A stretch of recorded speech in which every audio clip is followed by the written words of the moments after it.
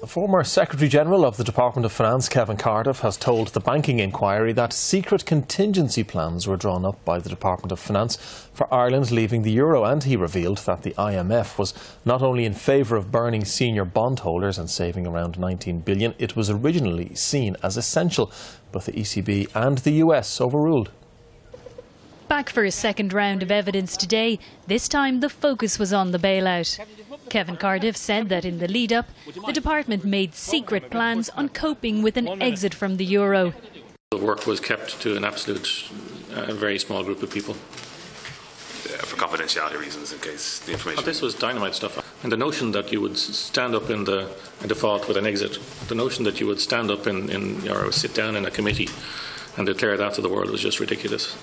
And when it came to bailout negotiations in November 2010, he said the IMF initially pushed for bailing in the bank's bondholders. The IMF was not just saying, as I say in my statement, that they were in favour of, but I've looked over my notes since, and in some ways they were saying we might even make it a requirement. This might be something that we would think is essential. And the message we got back was actually the opposite. It was very negative. What we were hearing was that among the negative people were Geithner and Trichet of the ECB, but others too.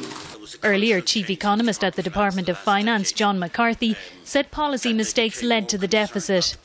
And he agreed there was particular pressures on civil servants. There were instructions given to people to take this out. They can't say that. This is too political. Get them to not say that.